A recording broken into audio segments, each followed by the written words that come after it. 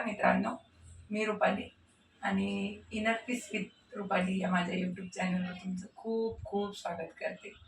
आणि आजच्या आपल्या व्हिडिओचा विषय आहे नियत. नियत ही तुमची नियती बनवते ना. हे वाक्य नियती तर प्रत्येकानंच ऐकलं असेल त्याच्या जीवनात. नियती म्हणजे किस्मत, नशीब. पण ही बनते कशानं हे प्रत्येकाने नसं ऐकलं, आणि तेच आपण आजच्या व्हिडिओमध्ये बघणार. ओके. ते म्हणतात ना, नियत तेरी अच्छी है तो किस्मत तेरी दासी है, और कर्म तेरे अच्छे है तो घर में मथुरा दासी है. कुठं जायचं काम नाही. तुम्ही जर चांगले कर्म केले ना, तर कोण्या पुरीला जायचं काम नाही, मथुरेला जायचं काम नाही, गयाला जायचं काम नाही, कुठंच जायचं काम नाही. फक्त काय पाहिजे, तुमचे कर्म चांगले पाहिजेत, तुमची नियत चांगली पाहिजे. आणि नियत म्हणजे आहे काय? नियत म्हणजे समजा आपला देश आहे, का नाही, आपल्या देशाला एक संविधान लागू आहे का नाही? संविधान लागू आहे. तर असं आहे का की ज्यानं संविधान बनवलं त्याच्यासाठी काही सूट आहे त्याच्यात, आणि बाकीच्यासाठी सरळ आहे? नाही. प्रत्येकासाठी या देशात कायदा आणि सुव्यवस्था प्रत्येक व्यक्तीसाठी सारखी. तसे या प्रकृतीचे काही नियम येतात, आणि या प्रकृतीच्या नियमानुसार जर चाललं तर आपण नीतिमत्तेनं चालतो आणि नियमानं चालतो. त्याच्यानंतर मग नीतिमत्तानं चालल्यानंतर तुमची नियती बनते, तुमचं नशीब बनते. आपण म्हणतो की बाबा हात दिसतो असा, आणि काय किस्मत आहे याची.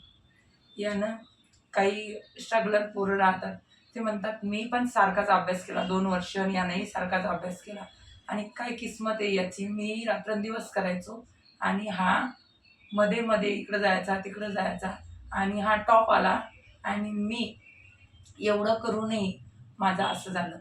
पण त्याची नियत, तुमची नियत कशी असते त्यावर सगळ्या गोष्टी ठरतात ना. त्याच्याचमुळं ते वाक्य सांगितलं होतं मी तुम्हाला. नियत तेरी अच्छी आहे तो किस्मत तेरी दासी. किस्मत तुमच्या मागं पुढं फिरते, खरंच फिरते, तुमची नियत जर चांगली असली तर. नाही तर मग काही तुम्ही कितीही करा, कितीही धावपळ करा, आणि काहीही हाताला लागत नाही. सपोज एक फॅमिली, एक फॅमिली, त्या फॅमिलीमध्ये 2 मुलं आहेत. 2 मुलं आहेत. एक मुलगा काय करते माहिती का? आई वडिलाचा सांभाळ कशासाठी करते? समाज काय म्हणन, लोक काय म्हणतील, आपले आई वडील येतं त्याच्यासाठी त्या आई वडिलाचा सांभाळ करतो. पण दुसरा काय म्हणतो माहिती का? एक मुलगा म्हणतो की माझे आई वडील हीच माझी असेट आहे, आणि यांच्यामुळंच मी इथं, यांनी क्रिएशन केलेले म्हणून ही दुनिया पाहतो मी. आणि पहिला काय म्हणते माहिती का? माझ्या आईवडिलाची प्रॉपर्टी आहे, आणि आज जर मी त्यांना सांभाळलं तर ती मला उद्या भेटन, त्याच्यामुळं ते त्यांना सांभाळतो. दुसऱ्याची मन काय राहते, दुसऱ्याची नियत काय राहते की आई वडील हीच माझी असेट आहे, आई वडीलच माझी प्रॉपर्टी, म्हणून तो आई वडिलाची सेवा करतो. काही दिवसानं त्या घराचे 2 घरं होतात, अर्ध होते सगळं. अर्धी प्रॉपर्टी मोठ्याला भेटते, अर्धी प्रॉपर्टी लहान्याला भेटते. मोठा आई वडिलाला न सांभाळता लहान्याकडे आई वडील राहतात. मोठा ती प्रॉपर्टी घेतो आणि ग्रो करतो त्याच्या जीवनात, गावातून शहरात जातो. आणि जो छोटा असतो लहाना, तो आई वडिलासोबत गावातच राहतो, आई वडिलाच्या सगळ्या गोष्टी करतो, दवाखाना करतो, सगळ्या गोष्टी करतो. करता करता तो बॅकमध्ये जातो, खाली जातो. पण त्याच्या मुलाला काय भेटते माहिती का? आजी आजोबाचं सानिध्य भेटते. आजी आजोबाच्या सानिध्यात ते मोठे होतात, आणि जो सिटीत असतो त्याच्या मुलाला सगळ्या गोष्टी भेटतात, पण प्रेम काय असते, आपले लोक काय असतात, छोट्या छोट्या गोष्टी ह्या भेटत नाही. तर या छोट्या छोट्या गोष्टीमधूनच संस्कार निर्माण होतात, ते त्या मुलांना भेटत नाही. आणि या मुलांना स्ट्रगलिंग फेज भेटते, पण आजी आजोबा काय असतात, ते ट्रस्ट काय असते, ते बिल्डअप कसं होते, आजी आजोबा कसं शेअर करतात. आजी आजोबासोबत काही झालं की आपण आपल्या आजी आजोबाला सांगतो ना, आई वडिलाला सांगतो का? ते त्या माणसाच्या मुलाला ते भेटते. त्याची इनडायरेक्टली म्हणजे त्याची नियत अशी नसते की माझ्या आई वडिलांना माझ्या मुलाचा सांभाळ करा, पण ते असतात, आणि ते खूप चांगलं सांभाळतात. त्याचे मुलं चांगले CBSEला शिकतात, मोठ्याचे याचे गावातल्या जिल्हा परिषदला शिकतात. काही दिवसानंतर याचे मुलं एवढे सुसंस्कारी होतात. याचा मुलगा, कदाचित तुम्ही ऐकलं असेल, रिक्षावाल्याचा मुलगा कलेक्टर झाला. अशाच लोकांची मुलं मग नंतर कलेक्टर होतात, आणि त्या मुलांना सगळ्या सोयीसुविधा मिळून ते आई वडिलाचा आदर करणं पण विसरून जातात. मग तुम्ही विचार करा, यांनी आई वडिलाला ॲसिड समजली होती, म्हणून निसर्गानं त्याला काय दिलं परत, त्याची नियत चांगली होती, तर म्हणून त्याचा मुलगा आज जी भारतातली टॉप एक्झाम राहते ती पास होते आणि त्याचं नाव एक मोठ्या लिस्टमध्ये नेऊन ठेवते. त्याच्यामुळं तुमच्या जीवनात तुमचं नशीब कोण बनवत असेल तर ते तुम्हीच बनता. प्रत्येक वेळेस देण्याची भावना ठेवा. तुम्ही जेव्हा देताना लोकायला, तेव्हा निसर्ग खूप सारं देते तुम्हाला. मी पुष्कळ वेळा एक किराणा दुकानात जाते.